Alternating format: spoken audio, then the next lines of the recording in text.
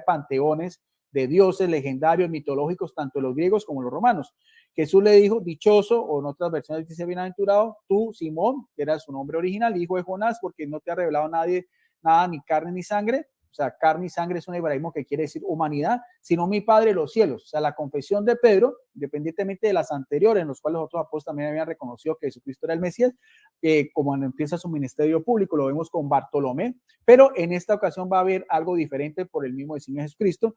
Dice que eso viene directamente, esa revelación viene del Padre, y pues yo te digo que tú eres Pedro, que aquí viene pues también el punto a veces de discordia gramaticalmente, Pedro, si es Cefas en arameo, roca, piedra, pero toda cosa, lo más importante es la exégesis del texto como tal, y sobre esta piedra construiré mi iglesia y el imperio de la muerte no la vencerá.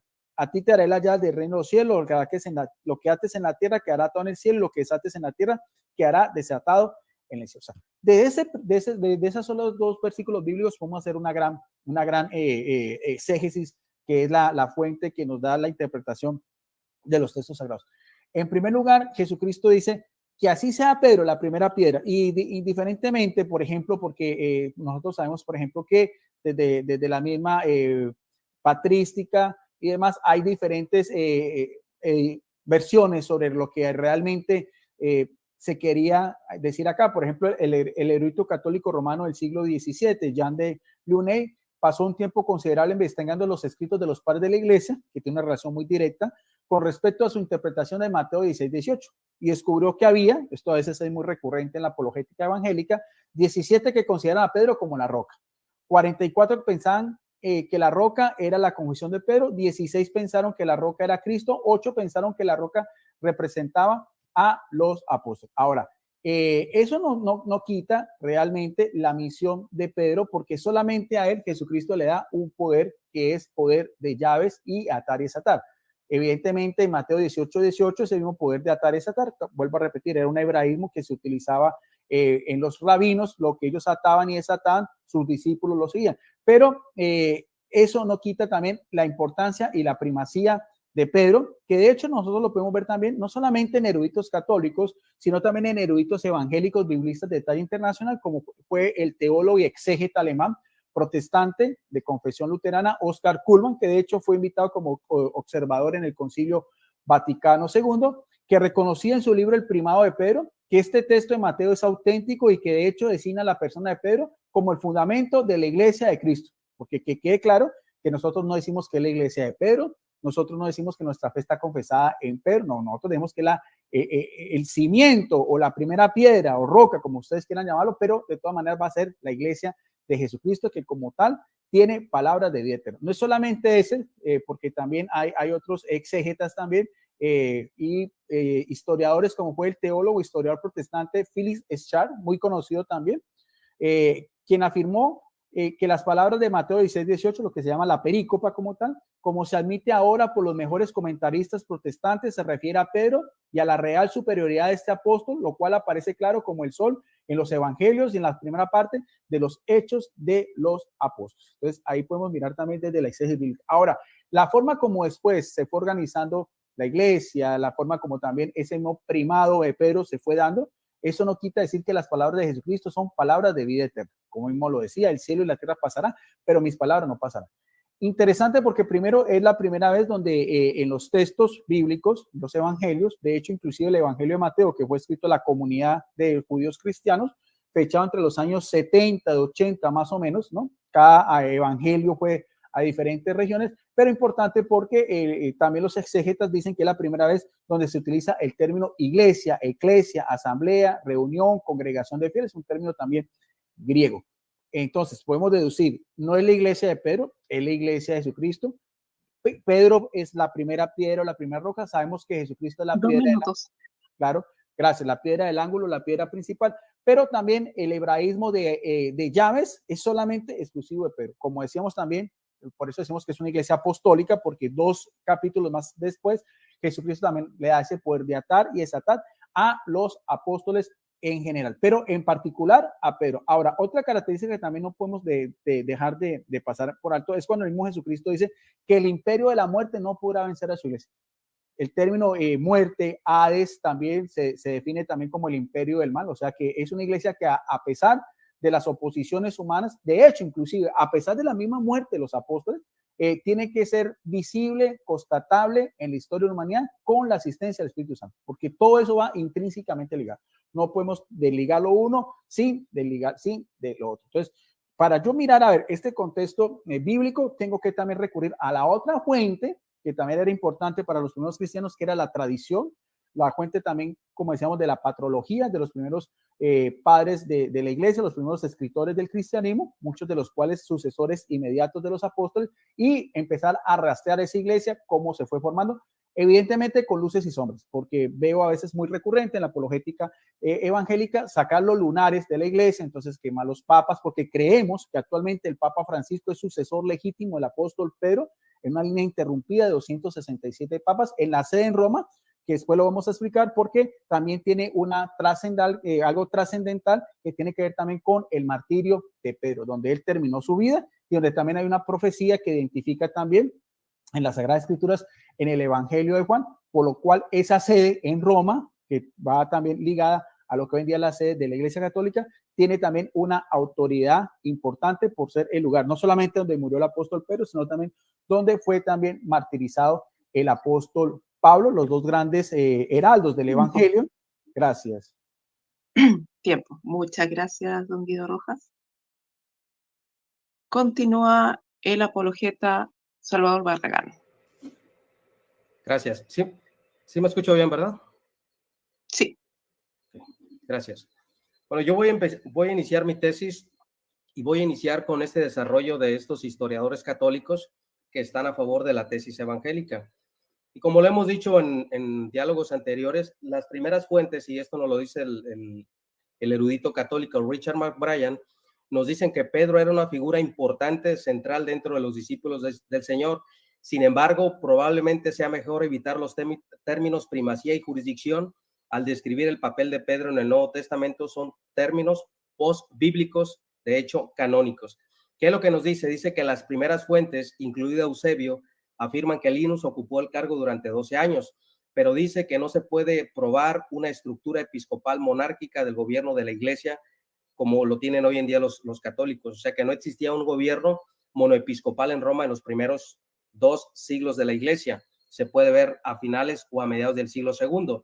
Edmund Duffy también, que es un historiador católico destacado, dice, para empezar, en realidad no había un papa ni un obispo como tal, porque la iglesia en Roma tardó en desarrollar el oficio de presbítero o obispo principal. Clemente no pretendía escribir como obispo, no hay forma de establecer una fecha en la que surgió el oficio de obispo presidente en Roma, pero el proceso ciertamente se completó en la época de Anicetus a mediados de la década del año 150 después de Cristo. ¿Dónde lo dice? En el libro de la historia de los papas. También tenemos algunos otros escritores católicos que nos hablan acerca de eso y nos dicen que no existía una primacía en Roma. Tenemos a Karl Joseph, que es una máxima autoridad católica en la historia conciliar, y nos dice esto: no puedo comprender cómo es posible, después de leer los actos precedentes, imaginar por un momento que los obispos de este concilio consideraran de origen divino los derechos en discusión y que el ocupante de la sede de Roma fuera jure divino supremo sobre todos los pontífices. Es muy posible, por supuesto, afirmar, como algunos han hecho, que las actas tal como las tenemos fueron mutiladas, pero el argumento implica no solo las muchas dificultades, sino también algunos absurdos. Sin embargo, no puedo dejar de pensar que incluso esta hipótesis extrema es preferible a cualquier intento de reconciliar las actas como las tenemos, con la aceptación por parte de los miembros del Consejo de la Doctrina de una supremacía papal de jure divine, como ahora se sostiene por la Iglesia Latina. Como podemos ver, tenemos historiadores católicos donde nos afirman que no había un primado de la Iglesia en los primeros siglos. Ahora, tenemos otros documentos posapostólicos, porque el pastor Eduardo va a argumentar en lo que es la palabra de Dios, y tenemos unos ejemplos, un ejemplo en la Didache. La Didache, en el capítulo 15, versículo 1, nos dice: escoge obispos y diáconos dignos del Señor. Vemos aquí un consenso y vemos una pluralidad de obispos. Deben ser hombres mansos, libres de dinero, veraces, probados, que también sirven como profetas y maestros. Entonces vemos cómo la comunidad misma era la que elegía a los obispos, la que elegía a los ancianos de la iglesia, pero no vemos pues un papa delegando obispos hacia otras comunidades cristianas. Ahora, si nosotros vamos a la palabra de Dios, que es Romanos capítulo 16, versículo 16, de 25 en adelante, nosotros podemos encontrar en el capítulo 16, versículo 3, donde dice el apóstol Pablo: saludad a Priscila y Aquila, mis colaboradores en Cristo, que entregaron sus cabezas por mi vida, por lo cual os doy gracias a vosotros, sino también a todas las iglesias de los gentiles.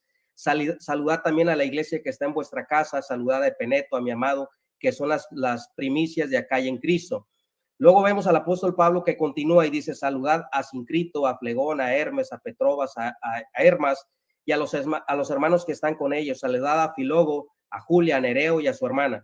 Vemos al apóstol Pablo que está saludando, y se cree de manera hipotética que cada uno de los nombres que menciona Pablo en Romanos capítulo 16 era una casa de oración donde se reunían las iglesias.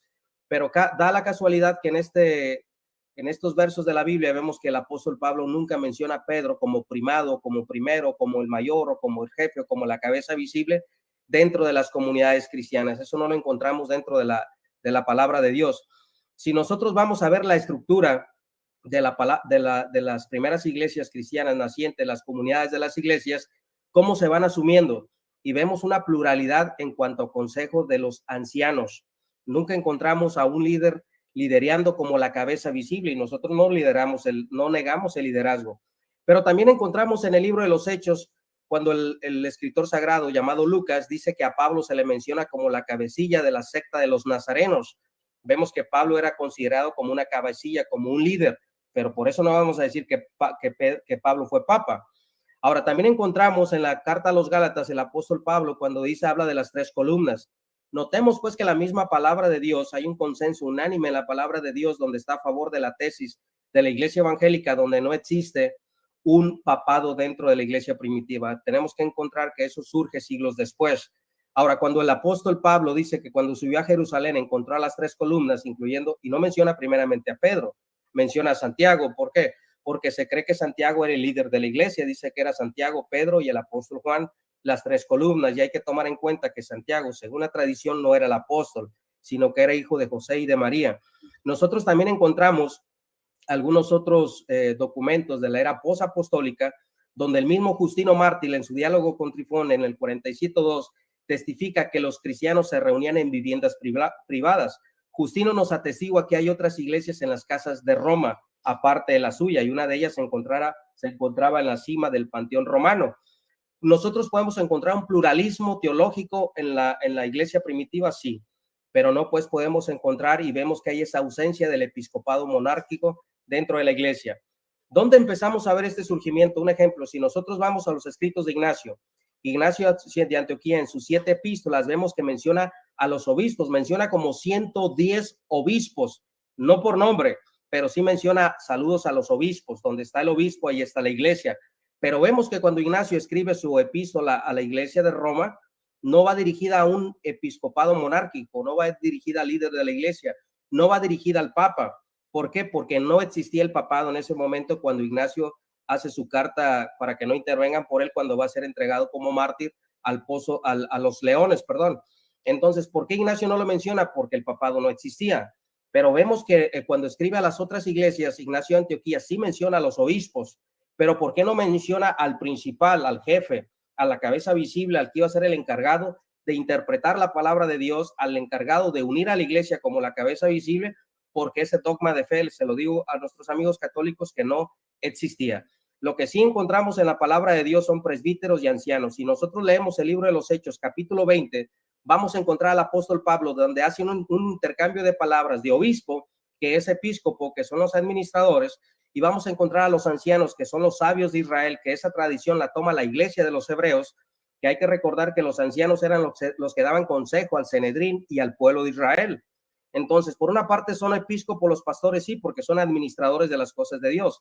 Por otra parte encontramos que son presbíteros, sí. ¿Por qué? Porque son los sabios de la iglesia y los que tienen que aconsejar tal y como lo dice la palabra de Dios. Vemos que en la Biblia hay esos 2 cargos de oficio, lo que son los presbíteros, que es el mismo cargo de obispo, y vemos lo que son los diáconos, los que ayudaban a servir las mesas. No encontramos pues así un obispo universal, un episcopado universal. Aparte tenemos otras pruebas también de mismos obispos de Roma que rechazaron el título de obispo universal. Un ejemplo, encontramos a Gregorio Magno. Gregorio Magno, en contra, cuando el obispo, el emperador, perdón, en turno, menciona al patriarca de Oriente como obispo universal, el mismo Gregorio Magno lo condena y dice que todo aquel que se haya pasar por obispo universal simple y sencillamente es el anticristo. ¿Por qué? Porque incluso en el siglo VII ese título no existía.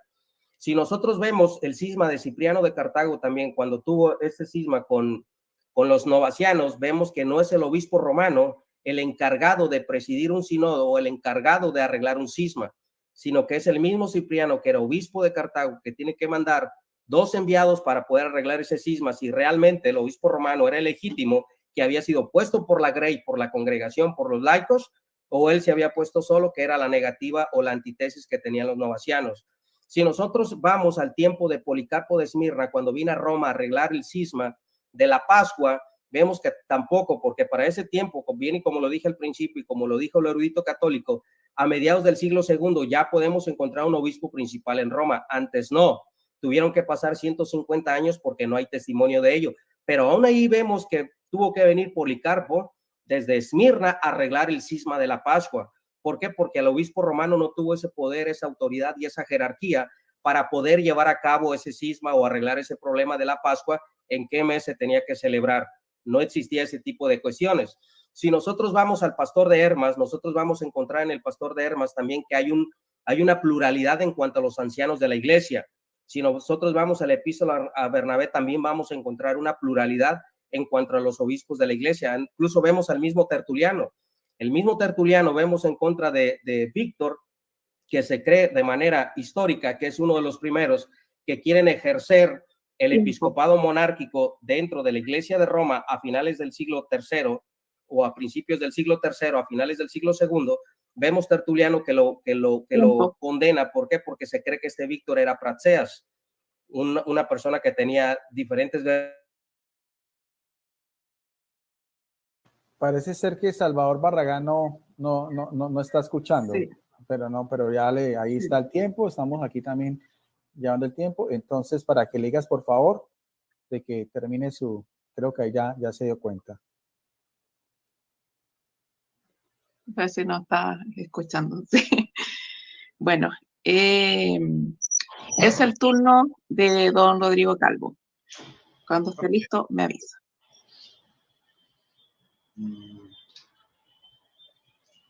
Adelante. Ok. Entonces, yo voy a comenzar con obras como la de San Ireneo de León, ¿sí? En su libro Contra las herejías, en el libro 3, verso 2, dice lo siguiente. No, el 3:3. En efecto, los apóstoles, habiendo fundado y edificado la iglesia, esta iglesia, refiriéndose a la de Roma, entregaron a Lino el cargo episcopal de su administración. Y de este Lino hace mención Pablo en la carta de Timoteo, segunda de Timoteo 4:21. O sea, está nombrado en la Biblia. A él le sucedió Anacleto.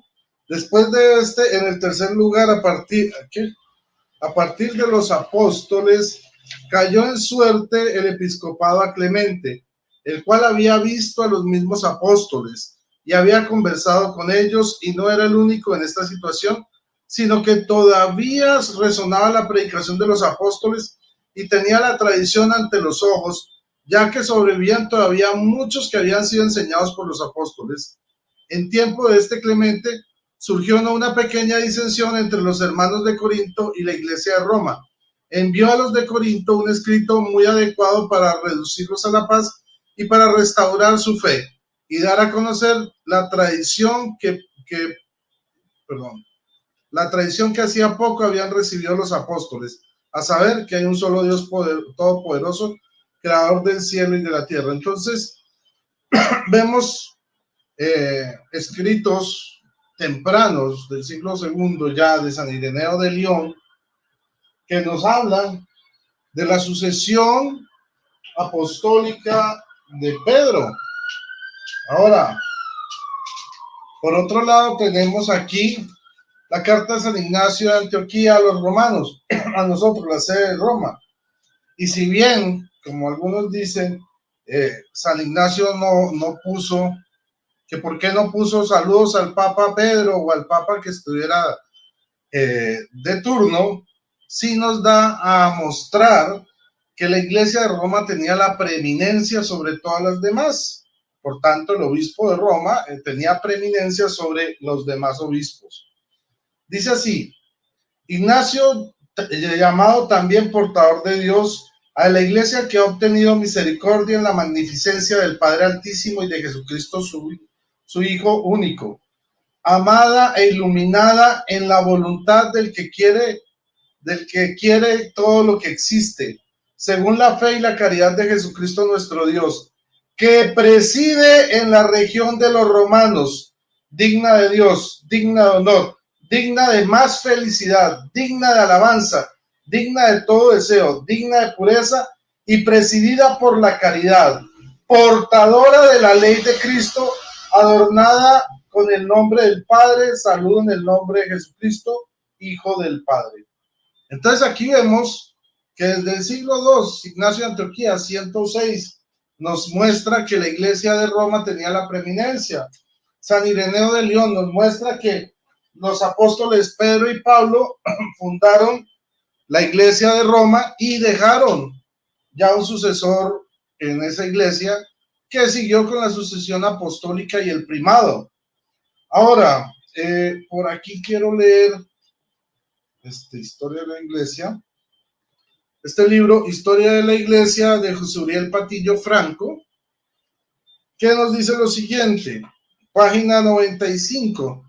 Hacia la mitad del siglo II se encuentran los escritos posapostólicos de orden jerárquico semejante al actual, obispos, presbíteros, diáconos, con lo que surge el episcopado monárquico, que se impuso en el ámbito de la propagación del cristianismo. Sigue en la página 96 diciendo: las comunidades con sus ministros se sentían ligadas entre sí y se unieron progresivamente para formar un organismo único, la Iglesia Universal, que tiene su principio sobrenatural vital en Cristo y una regla de fe única que se aprenden los creyentes como símbolo bautismal. De esta tendencia llega la unidad de la Iglesia bajo la guía suprema del obispo de Roma, aplicando los textos de Efesios 4:5, Mateo 16:18, Juan 21:15. Según ello, el primado de la Iglesia de Roma se desarrolló de acuerdo con las necesidades, ya que a la luz del consenso común, estar en comunión con Roma equivalía a estar en comunión con toda la Iglesia, porque esa ciudad era considerada centro y fuente del movimiento ortodoxo dentro de la Iglesia, convirtiéndose en el centro vivo de la unidad de la Iglesia. En este ambiente de catolicidad y unidad surge la tradición eclesiástica, se dan los primeros pasos del magisterio eclesiástico y del primado de Roma, ya que esta iglesia particular aparece con una pretensión que va más allá de la conciencia de fraterna solidaridad. Aquí tenemos este libro que es Tú eres Pedro, escrito por Mario Madrid Malo, perdón, ¿sí? Y dice lo siguiente,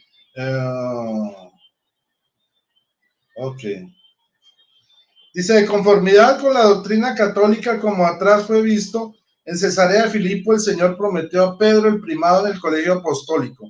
Más tarde, después de la resurrección junto al mar de Galilea, el maestro confirmó al pescador de Betsaida en su cargo primacial, o sea, cuando le dijo: Pedro, ¿me amas? Sí, Señor, tú sabes que te amo. Apacienta mis corderos. Y le repite y le dice: apacienta mis ovejas 2 veces más. Luego dice: los católicos creen que Simón Pedro fue constituido por Cristo como primero entre los apóstoles, como cabeza visible de toda la iglesia, confiriéndole inmediata y personalmente la posesión de la plena y suprema autoridad sobre aquella. Bueno, ¿qué otra cosa? También creen los católicos que por institución del derecho divino Pedro ha tenido en todos los tiempos sucesores de su primado de honor y de jurisdicción. Tales sucesores son los hombres que desde el año 67 de nuestra era han ocupado la sede episcopal de Roma. Finalmente, la Iglesia Católica enseña que a Pedro y a los demás papas legítimos, en cuanto a pastores y maestros supremos de la grey cristiana, ha correspondido siempre el primado de magisterio pontificio. Esto significa que el papa es infalible en cuanto habla ex cátedra. Bueno, esto ya es otro tema, la infalibilidad ex cátedra. Pero ya vamos varios textos que nos dan testimonio de esto. Voy a seguir con la Biblia comentada por los padres de la Iglesia. El Nuevo Testamento, voy a coger Mateo 16, 18 para ver qué es lo que nos dice al respecto. Dice así. A ver. Perdón, 16, 18. Dice Teodoro de Mopuesta, un padre de la Iglesia. Sobre esta piedra, esto no solo pertenece a Pedro, sino que aconteció en nombre de todos los hombres. En verdad, habiendo llamado piedra a su confesión, manifestó sobre ella que edificaría la iglesia. Al dirigirse a él, se refería a su confesión y a su fe. Por eso, dirigiéndose al primero, le confesó con este título. Como fruto de su confesión, le concedió este poder, autoridad, que le habría de sobrevivir, refiriéndole al común y especial bien de la iglesia, que se fundamenta en él solo. Como fruto de esta confesión, de la participación de todos los creyentes, Cristo le dio este título de roca y estableció la iglesia sobre esta confesión.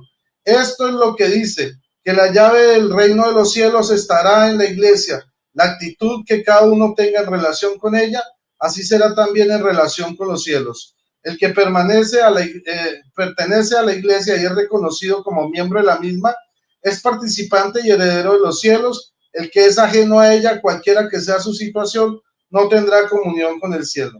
Con estas palabras, los sacerdotes de la iglesia obedientes han expuesto a los indignos, pero han incorporado a los que se han hecho dignos mediante el arrepentimiento. Teodoro de Mopuesta, fragmentos sobre el Evangelio de Mateo. Aquí voy a tomar Biblia Straubinger. Biblia Straubinger. Vamos a mirar lo que nos comenta en Mateo 16, 18. Dice lo siguiente. Dice Pedro, piedra. Es como lo dice su nombre, el primer fundamento de la iglesia de Jesucristo. En los poderes infernales nunca lograrán, no lograrán destruir. La llave significa la potestad espiritual. Los santos padres y toda la tradición ven en este texto el argumento más fuerte en pro del primado de San Pedro y de la infaltable autoridad de la sede apostólica. San Jerónimo. Bien. Gracias. Muchas gracias. Es el turno de don Eduardo Gutiérrez. Cuando guste, me avisa. Ok, un momentico, estoy completamente listo. ¿Me escucho bien, verdad? Sí, me imagino. Sí, muy bien. Adelante. Ok, me dices cuándo comienzo. Empiece. Ok, bien. Bueno, antes que nada quisiera expresar mi respeto y consideración por los apologistas católicos, pero en este debate debo sostener mi posición en base a la evidencia bíblica y histórica. Es determinante que la audiencia sepa que los apologistas defienden que el primado de Pedro para sustentar el primado del obispo de Roma, pero el papado no se puede sustentar en la importancia del apóstol si no se puede probar también que los carismas de Pedro pasaron al obispo de Roma y luego a sus sucesores. En cuanto al primado del obispo de Roma, es importante destacar que esta doctrina no se encuentra en la Biblia, no existe ninguna referencia explícita en las escrituras que otorgue a ningún obispo o iglesia local o regional un poder superior sobre las demás, y tomemos en cuenta que la Biblia se termina de escribir cerca del año 100. Además, y por supuesto no existe ninguna palabra como papa o homóloga al papa en las escrituras, ni tampoco en la iglesia primitiva. Además, en los primeros siglos de la iglesia no había una estructura jerárquica, como bien dijo mi amado hermano Barragán, uniforme como la vemos en la iglesia católica hoy en día. Los obispos y las iglesias locales tenían una autonomía considerable y a menudo tomaban decisiones independientes sin tener que pedir permiso o recibir instrucciones de nadie. Hay varios textos bíblicos también que rechazan el primado de Pedro. Por ejemplo, en Mateo 23:8 Jesús enseña a sus discípulos, pero ustedes no se hagan llamar rabí, porque solo tienen un maestro y todos ustedes son hermanos. Aquí Jesús deja claro la igualdad que había entre los apóstoles. Es importante saber que esta palabra rabí no solo en el sentido magisterial, en el sentido de importancia que se usaba en el pueblo de Israel para tener a los rabí como personas más importantes, y Jesús le dijo claramente que no hicieran esto. Pablo en Hechos 20:28 deja claro que el papel de los obispos es en común y no hacia un específico líder. Leamos. Por tanto, mirad por vosotros y por todo el rebaño que el Espíritu Santo os ha puesto por obispo para apacentar la iglesia del Señor, la cual él ganó por su propia sangre. Si bien él estaba hablando directamente a los obispos de Asia Menor, es importante recalcar que el apóstol no menciona el hecho de que deben de apoyarse o someterse a una autoridad superior a ellos, y para el apóstol Pablo los obispos eran los pastores, no había alguien en especial. Ellos eran los pastores de toda la iglesia, porque él habló de forma general de la iglesia del Señor, la cual él compró por su propia sangre. Es importante destacar que el concepto de primado del obispo de Roma o primado de Pedro se desarrolló a lo largo de los siglos y fue una consecuencia del nacimiento de la Iglesia Católica en el siglo IV durante un periodo imperial y por lo tanto monárquico, y se fortaleció en la evolución de la estructura y organización de la propia Iglesia Católica. Por lo tanto, esto significa que esta doctrina no tiene una base bíblica o apostólica sólida. Por otra parte, es importante tener en cuenta que la Iglesia Católica no es la única iglesia cristiana que reconoce la importancia de la figura de Pedro. De hecho, muchas iglesias ortodoxas reconocen a Pedro como un líder importante en la iglesia primitiva, pero no